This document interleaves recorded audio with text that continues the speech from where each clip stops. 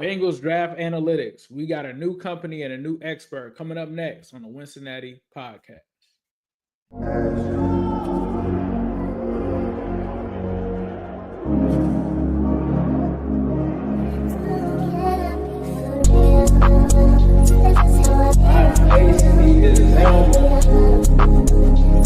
It's an exciting time to be a Bengals fan.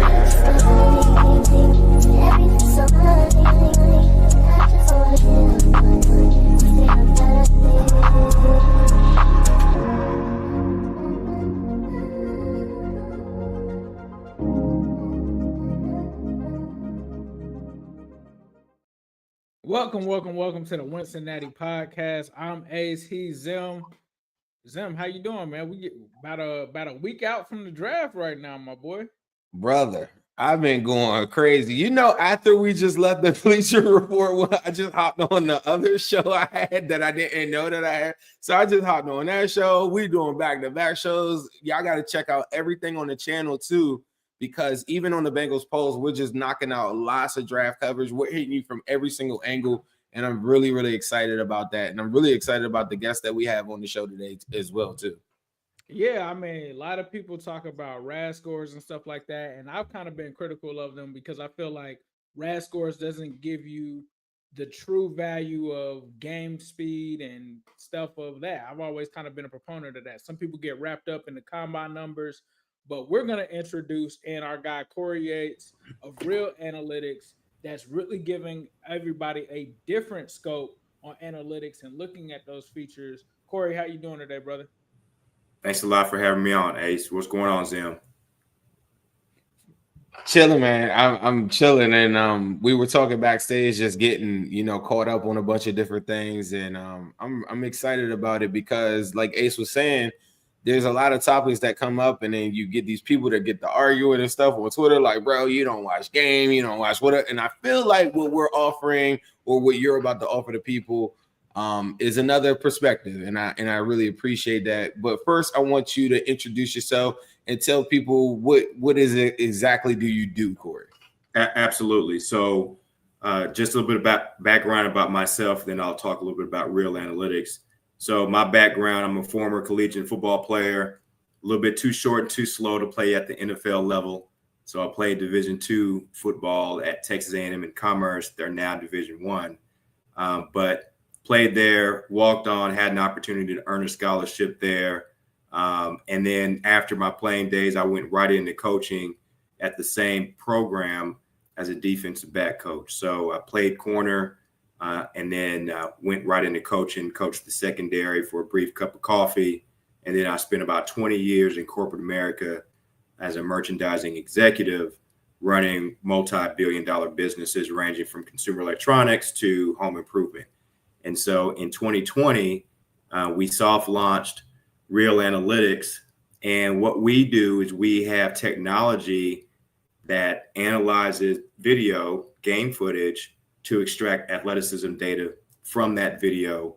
And then the data that we're collecting from that video, we're using to produce our proprietary in-game athleticism score to project players to the next level. And so that IGA score it sits on a 100-point scale, and depending on where an athlete falls on that 100-point scale determines how we project that athlete to the next level, whether it's high school to college or college to the NFL. Man, this is good stuff. I believe the first time I came across you guys' stuff, I actually saw something similar to what we have up here on the screen, where you're just seeing the numbers over these players' heads as they're making plays. You're seeing the GPS score, you're seeing the distance and everything. Just extremely impressive, especially being that a lot of people just kind of go off of the combine and stuff like that. But as I said earlier, like game film shows a little bit of a different speed. It's a difference when you have pads on, when you're in the moment and things happen there. You've kind of also pointed out some of the discrepancies. So if you could talk to the people that are familiar with the relative athletic score, what's the difference between their score and your score? Absolutely. So the raw score, relative athletic score, is really good about contextualizing the raw combine numbers, the 40-yard dash, the shuttle, the vertical, the bench press, etc. They also take into account size because as NFL scouts look at prospects, size does matter. And so that particular score does a really good job. Kent Lee, who is the creator for the RAS, does an excellent job of, again, contextualizing all of the test scores and rolling that up into a score that dates all the way back to, I believe, 1987. So very rich in historical data, very, very good at racking and stacking prospects in terms of how they performed in the combine from a composite score standpoint relative to their position group, going again all the way back to 1987. The difference between what that score does and what we do at Real Analytics, the in-game athleticism score or IGA score, the IGA score is all in-game athleticism metrics. And so if you think about what's tested at the combine, you've got the 40-yard dash. Our corresponding metric is max speed. So what was his top end or max speed during a game, and you're showing a clip there. The 10 and 20 yard split. So our corresponding metric is time to max speed. So how quickly did he accelerate to that top end speed? And then we also have position specific metrics that you don't measure in a combine setting. For example, wide receivers, we're measuring yards of separation created. If you're a defensive back, we're measuring yards of separation allowed when you're in coverage and targeted. If you're an edge rusher, when we talk to coaches, they often talk about being able to convert speed to power. Well, we measure that. We have a metric that we actually measure and take into account get off speed and how the size of the athlete. And so everything we do is not necessarily in a lab in terms of a combine setting, but it's in an actual game environment.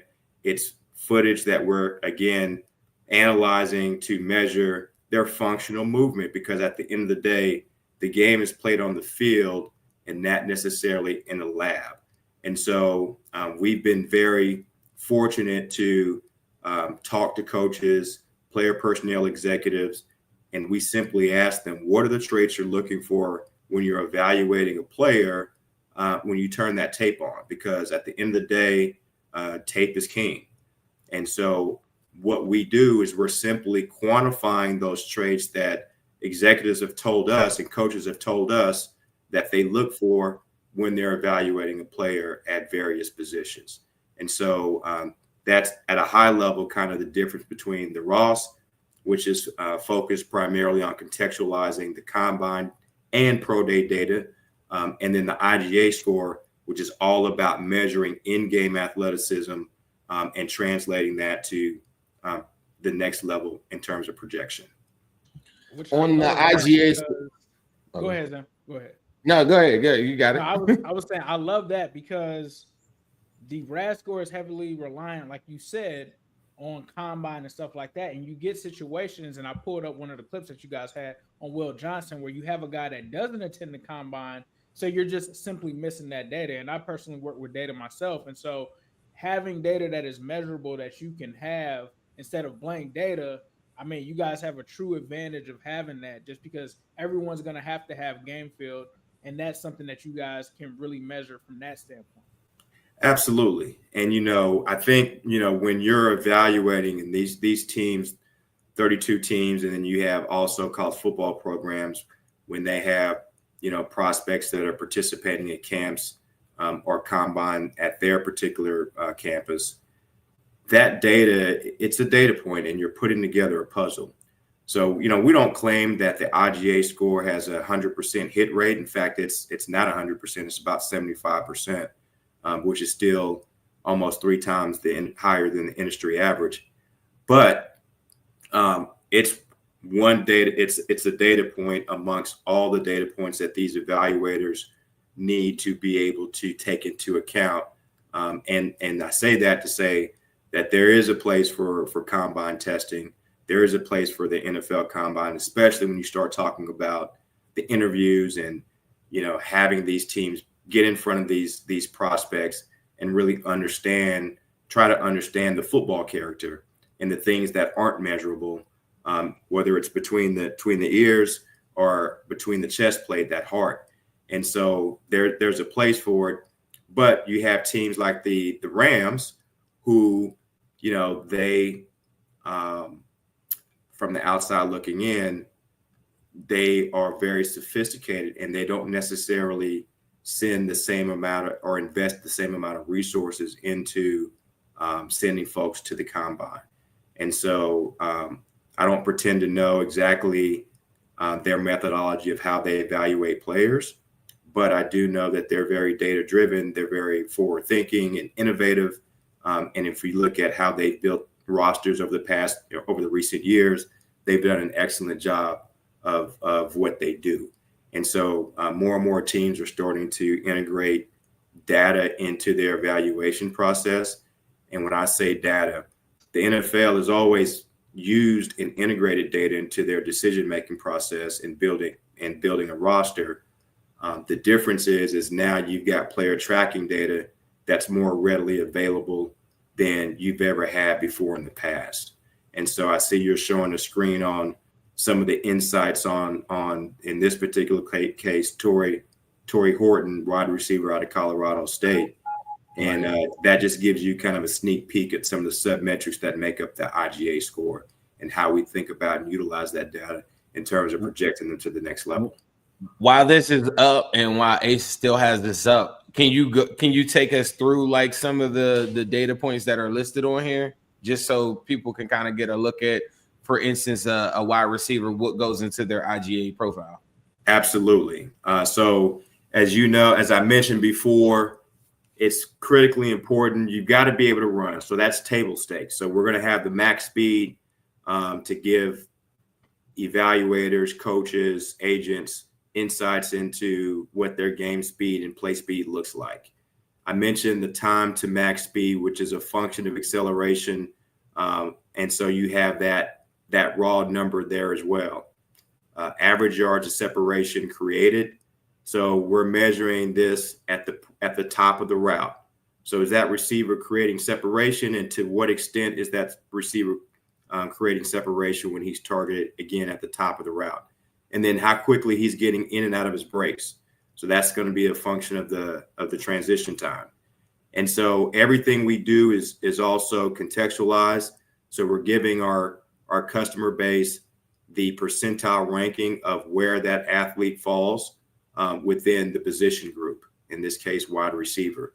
And then the far right metric, you can see we're able to estimate a 40. So when we first started this, we had a lot of customers asking us if we could project a 40 based on his game speed. And that was very tough to do because they're not always correlated. And as you guys probably know, there are some players who can run a 40-yard dash and run a good time, but they don't play fast and vice versa, right? And so because of that, there's not gonna be a high correlation between the two, but we do provide it to our clients because they're curious. And this was the first year that we did that at scale. And so happy to say that the vast majority of our projected 40s were pretty accurate. They came in within 0.5 seconds. Over 80% of them came in within 0.5 seconds. And so we're pretty proud of that fact. And we're not aware of anybody else who can tout that level of accuracy in terms of projecting a 40 based on their game speed. You're saying that the projection that you had before the combine? But yeah, so what you see there is what we had projected prior to pro days and the combine. Absolutely. Okay, I got you. All right. Absolutely. And then below that, and so we take all of those numbers, and then that each of those metrics are weighted, and we do take into account the size of the athlete. And so our model will discount the IGA score if you're a smaller player, right? And if you're a bigger player, it's additive to the IGA score.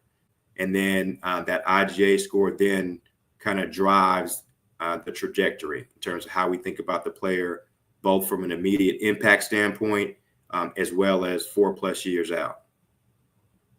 Man, this is great stuff. And I also say that you guys not only have that, you also have the in-game athleticism comparison with actual people that are coming up here, like Chris Olave. So that I love what you guys are doing with this, man. This is amazing. Yeah, and so the comps, just to touch on that, the way we think about comps isn't necessarily from a style perspective. It's more from an in-game athleticism perspective and a similar size. And so if you're a similar size, right, and you're within a certain range from an IGA score perspective, then that's how we're serving up the comps for the players that we're evaluating and projecting. No, that's amazing. That's super amazing. Go ahead. Is there a player that stands out to you right now that you're very impressed with, like maybe like their in-game performance and their in-game analytics that you guys have kind of broken down or whatever, that maybe you feel as though is under the radar right now? Yeah, well, so I'll talk about, since this is a Cincinnati Bengals show, I'll touch on a few prospects that I know, right? I'll touch on a few prospects that apparently there's some consensus about who the Bengals are going to, or some debate about who they should take with the 17th pick in the first round. So I'll start with Mike Green. So there's a lot of chatter out in draft Twitter about the Bengals possibly taking him with that particular pick. He's got a 96.1 IGA score for us, which essentially means that he's in the top 4% of all edge rushers in our database. So our model likes Mike Green as an edge rusher, and we think that would be a really good pick for the Bengals. Some of the other names that are being talked about at that pick, Jahad Campbell, he's got an IGA score of 91.5, so top 10%, more specifically top 9%. You have Shamar Stewart, the edge rusher out of Texas A&M. His IGA score is an 85.2. So not bad, not as high as Mike Green, but top 15%. And then Michael Williams out of UGA, he's got an IGA score of 83. So, if I were making the pick based on the IGA score, I would definitely choose and pick Mike Green because he's got the highest IGA score of the players I just listed. I got two people I want to ask about. I want to ask about James Pierce. Only reason I just want to see how close is he to Mike Green, and then also Ace wants to know about Walter Nolan. So we don't grade out interior linemen yet. Okay. So we do not have an IGA score for Nolan. So just so you guys know, our IGA scores, we have them for wide receivers, outside, inside, cornerbacks, outside, inside, safeties, tight ends, running backs. Am I missing anything? And edge rushers, of course. So, but the big uglies, not yet. And we do not have them from quarterback just yet. Okay. Any safeties or any corners that kind of stick out to you? It doesn't have to be Bengals related. That's just the position that the Bengals are looking at. Yeah. So, of course, everybody wants to, when you think about the freak out there, South Carolina, Nick Amenori, I mean, his IGA score for us is 98.3. So that's like top 2%. So he's just an absolute freak. He crushed it in the combine as well. That's a great example where both our score, the IGA score, and the raw score are aligned. And we see examples of that. So if as an evaluator or scout, that's one guy you go, hey, the numbers are telling us that this guy is a safe bet, relatively a safe bet, right? There's no guarantees, but there's certainly safe bets, and the data would say that he's a safe bet.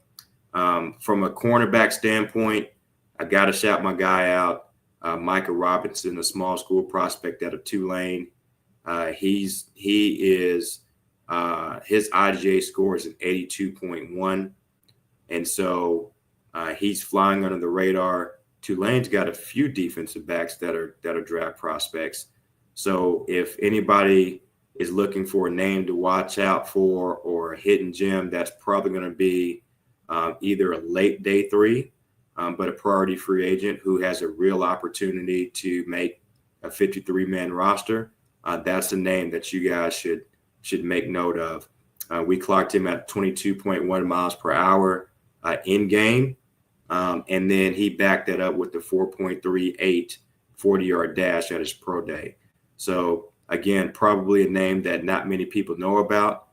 His background, he started out at the FCS level, played at Furman, played really well there for 3 years, and then transferred up to play at a higher competition at the Group of 5 level with Tulane, and played there for 1 year, all conference guy, and the rest will be history. So that's a name to keep a watch out for. No, for sure.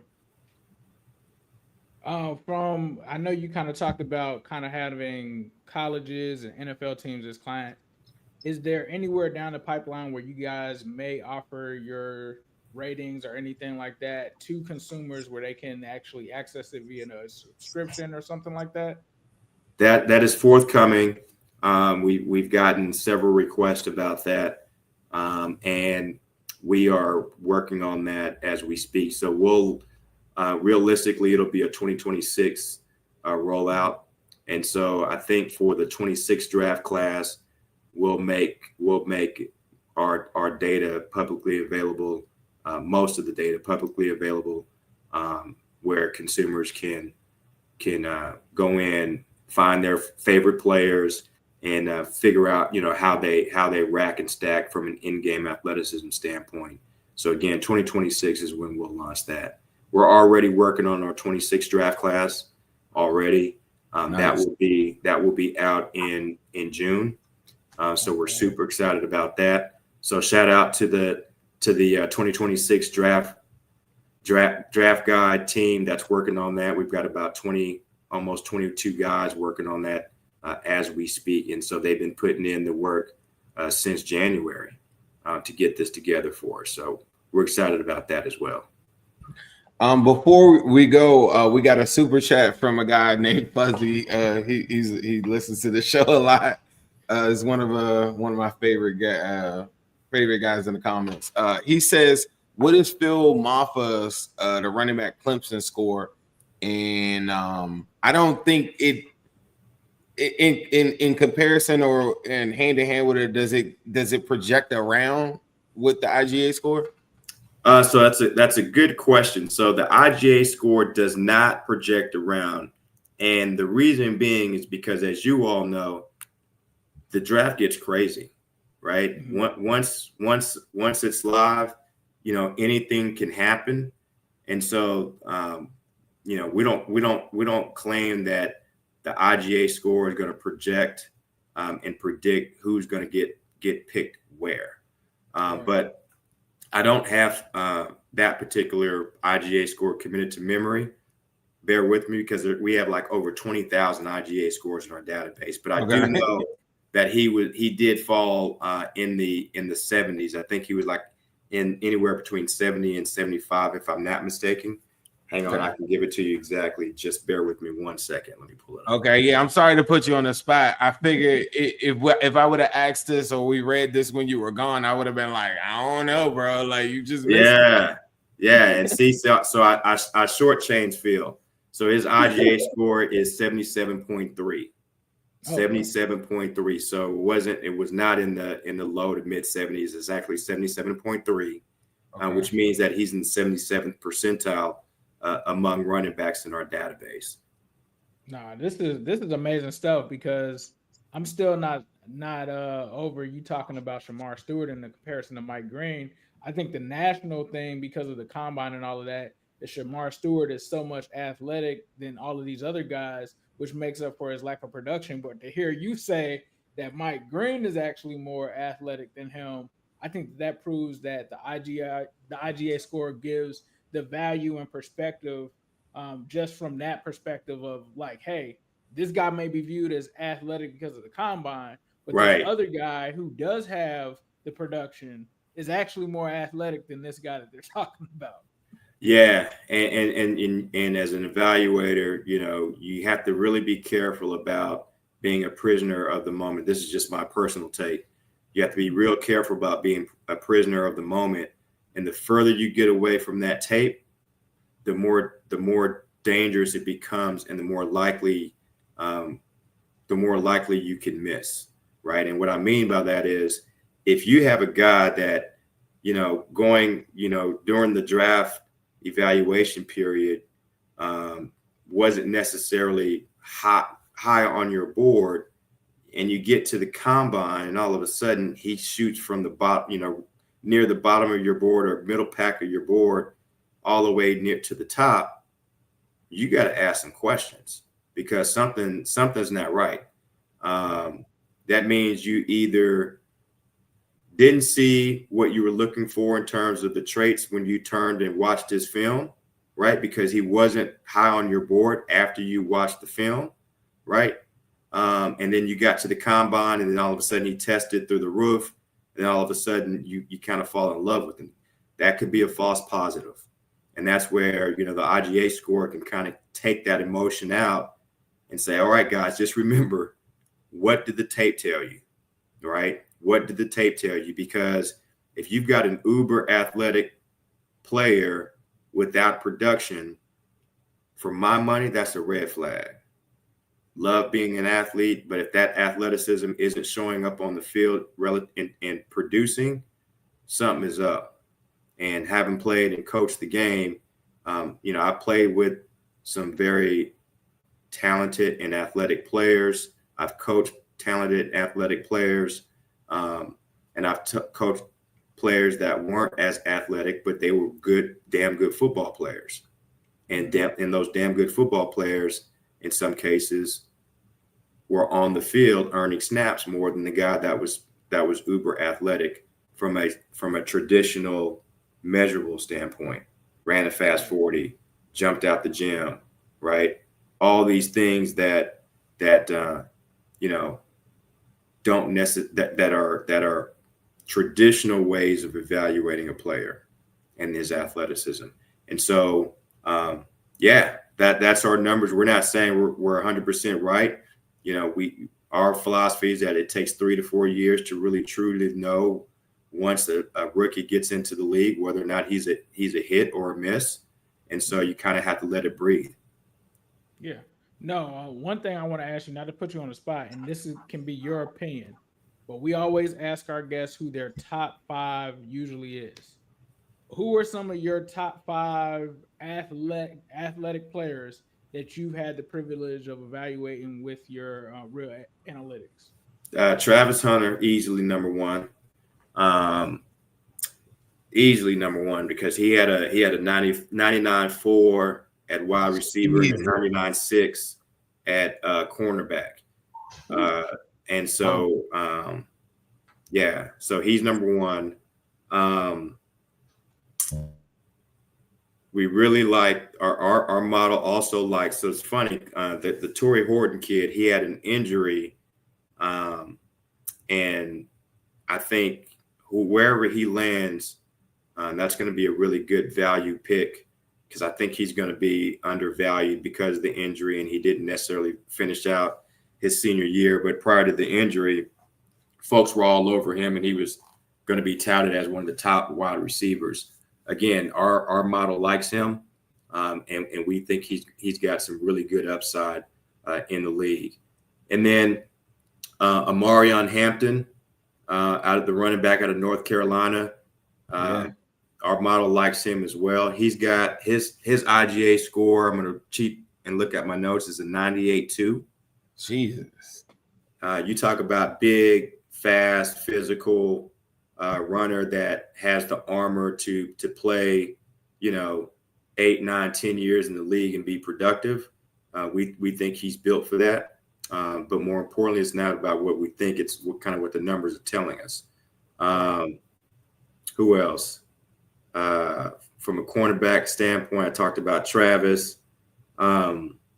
Will Johnson, there's a lot of controversy about Will Johnson and is he fast? Is he slow? What is he? Our model likes him. His IGA score is in the top 15%. So we think he's going to be a solid pro. And then we're going to be dropping our top 10 IGA scores by position group later this week and into early next week. And so be on the lookout for that, because we'll rack and stack these players, and you'll kind of see where they rack and stack for this particular draft class. And I don't want to steal too much of our the hard work that the team is working on, put that together for us. Okay. Well, Cory, I know you've been really generous with your time. Again, I appreciate you so much for, I know it was a little bit of short notice. Tell everyone where they can follow you at, and tell everyone where they can find out more about your company as well. Absolutely. So for those who want to follow, they can reach me at Cory RA Analytics, CORY RA Analytics, or you can follow the company handle, which is RA Analytics. Give us a follow. We're always sharing insights on prospects, hidden gems, small school prospects. We're doing that all the time. And so, that's how folks can follow our content. And you also mentioned that your team is releasing those top 10s. Where will they be able to find those at? Yeah, so we'll be releasing the top 10s on the company X handle. Again, RA Analytics. That's where our top 10 IGA score prospects will be released. So be on the lookout for that. There'll be some surprises. There will be some surprises. Okay, yeah. That I was going to ask you a couple of different ones that there's probably some large contrast from some combine scores versus the IGA scores, but people need to follow both of those accounts to make sure that they tune in for those top 10 lists. Thanks again, Cory, for your time, and we thank you for coming on the Wincinnati Pod, bro. Appreciate it. Thanks, guys. Have a good one.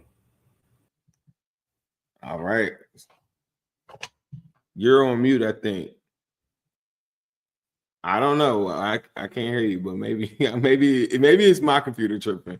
But yeah, that was Cory with RA Analytics, and I'm really excited about to find out the new information that we're getting from that. I think the top 10 list or whatever will show a lot of people what I think the difference between the game and then the actual combine stuff. He pointed out some really good facts on the whole circumstance.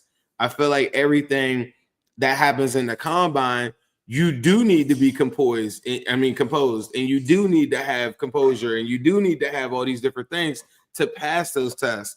But there are players that he talked about, like Mike Green, that I think are kind of going on under the radar a little bit with our fan base, because they don't want to talk about what he's actually doing on film and in game, and they're talking about all the stuff that he does off the field. Yeah, those are Browns fans excited about what dude said about Travis Hunter. But I thought it was dope, man, because what he's really evaluating, if you listen to what and I'm not speaking for them, but when we've heard interviews by scouts and stuff for the Bengals, they always talk about looking at whether the game speed matches the 40. This is a tool that lets you know immediately, right? You can look at this score, you can predict 40s. Like, this is groundbreaking, bro. I honestly, truly think that this is something that is really going to be bright for the future, because when you have this IGA score now in place for guys like Will Johnson, in place for guys that are not testing, this is major. Like, for teams that need to know that, for people that are trying to evaluate these players and say how athletic someone is, like I said, bro, I keep coming back to it.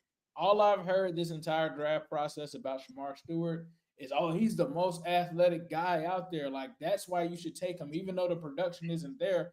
For him to say that Mike Green is more athletic based off of the tape than Shamar Stewart, bro, that's major right there. And I know that he said they don't Or have Stewart. defensive interior right now, but if they develop that and figure out how to find like the explosiveness and the speed, and bro, that's gonna be critical. I thought he pointed out a really good point is that, you know, Stewart could be, he might very well be more athletic, like, you know what I mean? But their score is going off of, you know, the actual performance and not just athleticism. And he pointed out the fact too that it's a big red flag that somebody like Stewart would be that athletic, but then they aren't really grading well from a performance standpoint. That's a big red flag because you can have all of that athleticism and it doesn't really translate. And I think a lot of people that I've talked to, and I posted this morning about Mike Green, when you watch him, he's a lot like some of the best edge rushers I've ever seen. And people will be like, well, I mean, you know, like, and they try to figure out all these different things based off of off the field stuff or things that maybe they don't like or whatever. And that might very well be true. But his actual performance in the games that I watch, he's like killing people. And I talked to coaches like Kyle Kasky, I was telling you about it, and all these different guys that have gone up against him, they all like fear this dude. And from Cory coming on and talking about what RA analytics and saying that this dude scores so high, it like goes to show you like this dude is going to wreck games. And like, and there's a lot of people too. Like I actually was on a show and somebody mocked Hampton in the first, and I said, whoa, that's kind of high for it. But a lot of that we don't even understand. We're getting information a lot of times because I'm not watching the tape on a guy that Amari Hampton that we're not going to draft, right? Like it's nasty, bro. I would take him. He's super nasty, and a lot of times though we don't even understand. Like our opinion sometimes gets swayed by a lot of people that are not watching or monitoring the performance on field.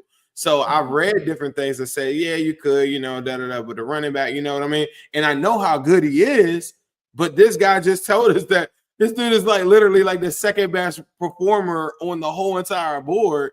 And so now I'm looking at him like, yeah, if a team like the Steelers is looking at a running back, which we know that they'll take a running back, you might have a problem with Hampton. Like the Browns want Hampton too. There's a lot of teams that are looking at Hampton, and I'm like, whoa, like, you know what I mean? It kind of opens your eyes a little bit. Nah, it does. It does, man. I mean, I would love to be able to look at that data, and it's just the first thing that caught my eye on it was when I actually remembered seeing the clip and I saw the GPS jump up on there. And usually you see that with next gen stats, right? We see that with NGS. But I was like, who is this doing this from a college football perspective? And it was actually real analytics. And that was the first time that it kind of popped up on my radar. And to me, it's just major, man, because if somebody runs a bad 40 or something like that, you can go back to the game tape and look and see what somebody is actually running. And I did, in the meantime, go and check, not the RAS, but the next gen athleticism score. Mike Green is the number one edge rusher. Shamar Stewart is number 4, but I believe with his IGA score, his was 10 points higher than Shamar Stewart. So it's just a dope way to look at things, man, because, you know, I know certain people that made ding and certain teams made ding players because of them not testing, right? Like kind of talk about the Will Johnsons, and, you know, we have it all the time. It seems like some kind of high end prospect doesn't end up, you know, testing or doing any of that, and people want to know what it is. So I thought that was real interesting. It'll be interesting to see how this thing plans out. But yeah, I thought he was dope bringing those points up and joining the show, and we appreciate him for stopping by. You want to do a mock right now? I've had a couple different requests where people said that they want to do a mock. I want to see, are you game for a mock, Ace? I'm always game for a mock. All right. We only can run them for so long, right? Now this is going to be a different mock. We did one where we had a fan come on, but we didn't have one. I know that everybody can't send in a super chat. We appreciate your support. Make sure you retweet this, send this out to anybody you can. What we're going to do on this mock draft, if you pull it up, Ace doesn't even know. I just made this up. if you when we do this mock, we're going to rely on the comments to kind of fuel our picks for round by round. So we're going to do a fan voted mock. I don't know if we did one of those like last season or whatever, I believe. But this time around, we're going to rely a lot on your comments, a lot on what you got to say. And we're going to go with you guys with the Cincinnati mob to go pick out this mob.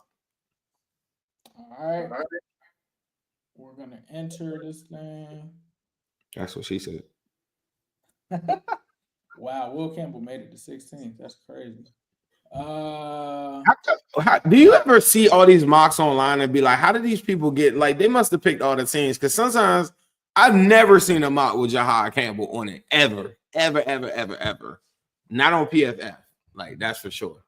But I always see people with these mocks and I'll be like, how the hell did y'all get this guy? How did you get this guy? Are we trading? Do you want to trade out of the pick?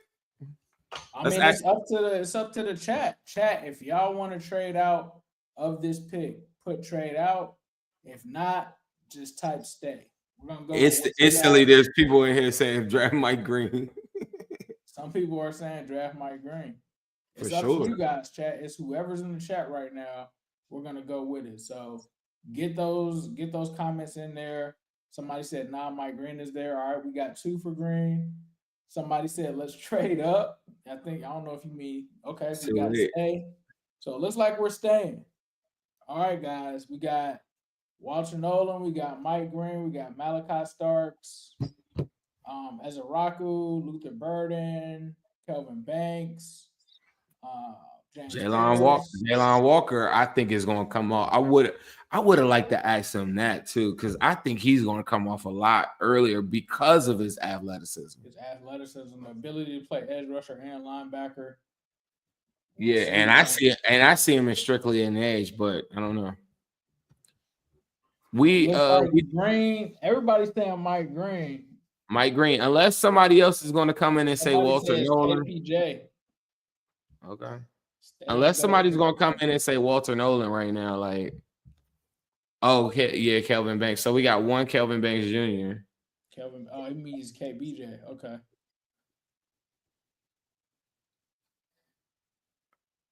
Yeah, we need that. We're going Green. It seems like you guys want Green, so we're going to go Mike Green. All right, so Mike Green is the first pick. We are now in the second round. Josh Connerly is gone. Xavier Watts is gone. Donovan Jackson is gone. Can you imagine? Can I tell y'all on the reality of everything that's about to happen? Mike Green on the opposite side of Trey Hendrickson. I'm telling y'all, I just think that the players will call Trey and be like, brother, I know that everything ain't going the way that you want, but they're offering you a lot of money and they're going to give you this dude on the other end. I promise you, bro, you're about to have more. Trey Hendrickson with Mike Green on the other side, I'm going to go out on the limb and I'm going to say, bro, going to get 20 sacks just off that alone. He's never had somebody on the other end of him, like on the other end of the defensive line like that. Okay, comments. Guys, right now you got Omar, Norman, Lott. I think I saw somebody talk about they want to look at guard. I want to trade. Can we trade out? Demetrius Knight. It depends on if they want to trade. They gotta decide. It's the chat. It's up to y'all, chat. Let us know. Guard. I will pull up the guards. You got Rutledge. These are centers. So Jarrett Wilson, Seth McLaughlin, Willie Lampkin, Luke Kendra. So I think if you're going to go guard, you might want to look at Ratledge at this point. Tackles that could possibly play guard. You got Jonah. I don't know. I'm just snake bitten by anybody named Jonah, bro. Bro, after we just did that mock and we traded that, when we went back to pick 54 and got an extra 4th round pick, like now that's all I'm like trying to do. That's all I'm trying to do. Elijah, we had two people. So we got 2 people said they will trade back. Somebody saying Carson, the linebacker, like a lot of people saying Elijah. Some people want Elijah the tight end. We got 2 for Elijah. We right got there. One person saying trade back. We got Tate Ratledge. 2 people for Tate Ratledge. 3, is that 3 people for Tate Ratledge? Trade back or Ratledge. More picks will be lovely. What are y'all gonna do, man? I wish we had a quick poll that we could put in the chat. Somebody else said we need more 3rd round picks, please. Let's get our guard worries out the way here. How about this? Let's do this. Since we had a couple people, Hugh Jones. Since we had a couple people said that they would be for the trade, let's do the trade and see. Let's just put out a potential trade, and then let's ask the people, would they be game for this trade? Trade for Jalen Ramsey. As we're getting more people, I put out the bat signal and let people know we're doing this fan mock, so we're getting more people coming in here. But all right, guys. Can we see in a trade if we were to send pick 49, and I would? There's 3-4 guys I would take, but I mean, you want to let's go back. Do y'all want to go back to like Buccaneers or Packers? That would be pick 54, 53. So you're going back 4 or 5 spots. And just so y'all know, I did a draft trade chart earlier.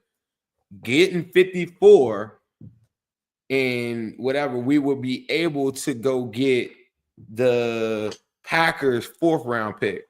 You know the one thing that we did in the mock though, that whatever that happened earlier, why did we only have 6 picks? We should have 7 picks. Because we didn't do a 7-round mock. We just did the round 5. Oh, all right. Okay. Is this a round 5 now too? Yeah, this is round 5. Okay. You want to try to, y'all gotta let us know, man. Are we trading back or not? Comment in the chat right now, chat. Are we trading back or not? Are we staying? Or are we moving back? Let us know.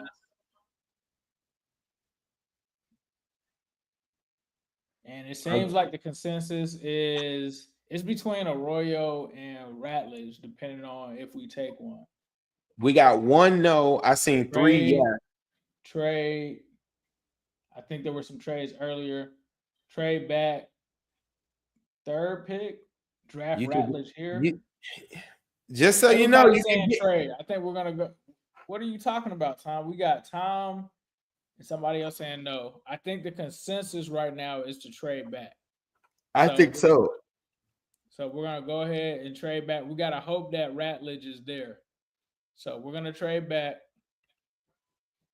Okay. And so where are we going to when we trade? I'm just going to pull out a trade chart. You want to do the same 54? We know that we can get an extra 4th round pick for that. You're not going to get a round 3 for moving back 1, 2, 3, 4, 5 spots, but you can get an extra 4th round pick. That could be an extra guard. That could be whatever. And the person that comes or no. The person that said something about Ratledge, keep in mind, we can get Ratledge in the 3rd, or we could take him with pick 54. But I think what people are thinking is, based off of real life, they thinking Ratledge in this situation, he might not be there in the 3rd. But yeah, I think so that back, he possibly is. They take him at 54, and we could ask people what they want to do with that then. Do we want to add another pick on to it, like the 4th, or does it even matter? Or you can give me their 6. 6 ain't worth nothing. All right. We have moved back. We're gonna resume the draft. And keep in mind, Ace has done a 5-round draft. The Seahawks picked twice before us, and apparently they have interior on their need list. So keep in mind, Ace has done a 5-round mock, so we're not going to see the extra 6-round pick that we just acquired. All right, so Tate Ratledge is still here, guys. You guys were talking about Tate Ratledge. The other guy that was mentioned was Elijah Arroyo. So in the chat right now, these 2 are the 2 highest guys on the board. Now it looks like Arroyo is actually a little higher, but Tate Ratledge is still there, guys. Let us know what you want to do. I love Arroyo. I didn't know there was so many Arroyo lovers in the chat. But also, hold up. Anybody, hold up. What else is on the board though? I'm I'm just going with what the chat was looking at. But I don't think they know. But we never showed them what was available at pick 54 now, though. What's available now? Yeah, but okay. That's what they were saying. Let me see. I mean, I already talked about Omar Norman a lot. He's still there. The same people are still available. Because to me, I would take Landon Jackson right there. We going with the chat, man. This isn't. That's what I'm saying. But I want to hear what they're going to say.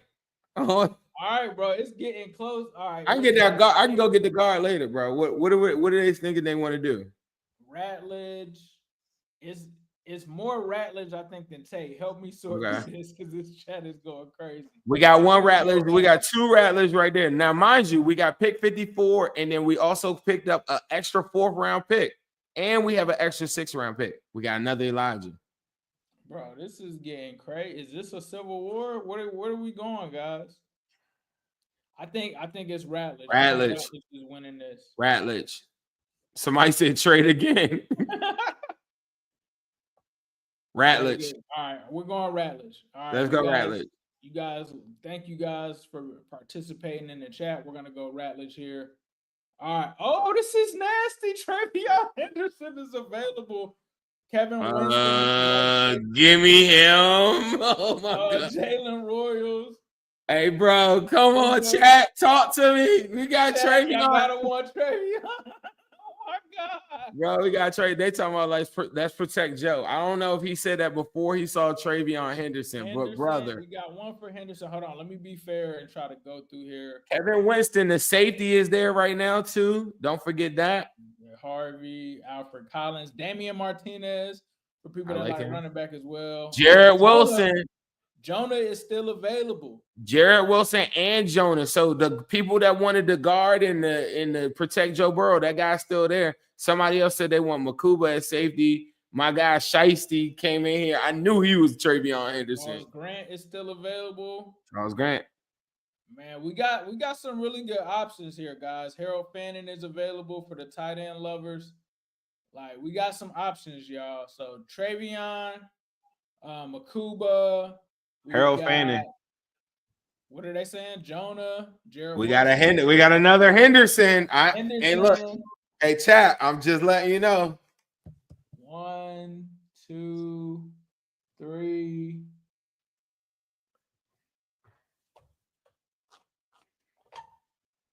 Four. Best player available. It looks like it's between Makuba and it looks like it's between Henderson and Makuba. But bro, we just got 2 more Hendersons though. Oh yeah, I think it's Henderson in a landslide right now. Fuzzy Ball said, "Who's the best available offensive tackle right now?" Landon. Let's see. Ain't Landon still available? It was still a lot of tackles left, if I'm not mistaken. You got Jonah, Wyatt. Charles Grant, Cam Williams, Jalen Rivers. Winston is still there, Lloyd. Yeah. We got another Henderson. We got 2 more Henderson. Trevion Henderson here. I think the people have let it. This is crazy value for him, too. He should not be there. I feel like the people have voted, bro. Trevion. So Trevion Henderson is the pick. So show everybody what we got so far before we go into this pick 119. All right. Pick so far. Mike Green, edge rusher out of Marshall. God. Tate Ratledge, guard out of Georgia. Trevion Henderson, running back. That's nasty, bro. All right, guys. That squad is crazy. So let me see. Let's put a D into interior. Let's put offensive tackle. We're not going to need another running back. Let's throw tight end in there. Let's throw safety in there. And do we need to look at edge? I think we're good, right? Linebacker? Yeah, what position we need to look at, chat? All right, we got RJ Mickens. They cooked us for we could. Hey, as far as I'm sorry, I could leave the draft right now. I got Trevion Henderson, Ratledge, and Mike Green. Oh my God! Out there. Jack Kaiser. Got some options, guys. We got some options. I don't think Kaiser. It's up to you guys to pay attention and look. we got guys out there that are available. And if Hey, you're I would. listening to I this just at home, this is why you should always be watching along on YouTube so you can see us scrolling through and running Ty this Robinson. process. Ty Robinson. Ty Robinson there is looking a little nasty. Ty Robinson right there. All If right, you want to let's go see. defense, I like Ty Safety Robinson slash and I like Mickens. linebacker, IDL or safety. I hear a lot of people saying safety. You guys have to say a particular Sindel safety said, that you want or a particular person that is on the board. So I'm saying you guys say safety and linebacker. I'm gonna filter on safety and linebacker. Sinzel's method is pretty cool too. He says just pick whoever's got the best name. So I'm all for that too. All right. I don't see anybody talking about a tight end. I don't hear anybody talking about interior offensive line. So we'll take that off. So here's what we got here. Mickens, Billy Bowman at safety, Ty Robinson, defensive interior. You got Cam Jackson, you got JJ, you got Barrett Carter at linebacker, you got Jordan Hancock at safety, Jack Kaiser at linebacker. So you guys let us know in the chat who you want. Malachi Carter. Ward's another safety available. We got the one for Robinson. Robinson who? Carter. Billy Bowman, Mickens, y'all all over the place, man. Okay, we It's got a couple Carters. It's a couple Carters. Barnett Carter. That's 3 Carters. Ty Robinson. I see Barnett. 2 Ty Robinsons, 3 Ty Robinsons. At the top, y'all were calling for Ty. Is it Ty or is it Carter, guys? I seen more Carter. I seen more Carter than anything, bro. You seen more Carter? Yeah. Somebody said trade Pratt and get another 4th round. Mind y'all know we got 2 4th round picks right here. We're about to have another pick and 5 picks. Barrett Carter sounds like is that who the chat is going with, Zim? Yeah, that's what it's leaning that way. All right, we're gonna go ahead and take Barrett Carter here. All right. All right, we back on the clock.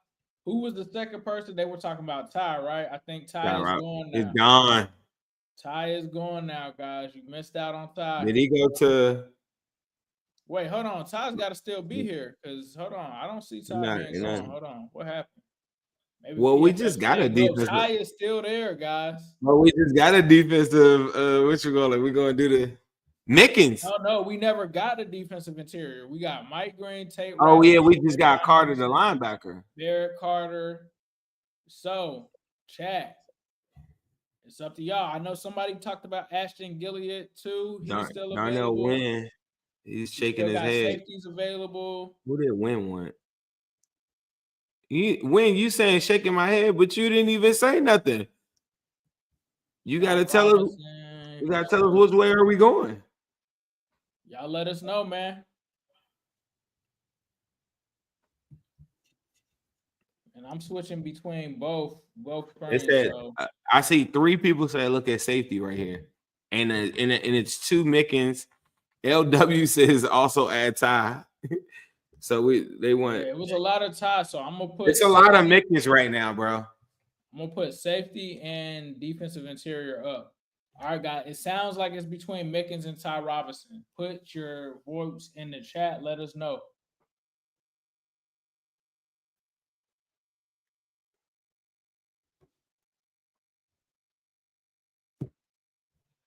Mickens is a very durable player. He became the 10th player in Clemson history to play over 60 games. One Mickens. Mickens had 229 tackles. He had 7 interceptions. Ty. It's a lot of Ty. It's a lot of Ty. God, that's more Mickens. We need a poll in the comments. Oh, bro. Is that more ties? I think Ty. Ty, bro. Ty.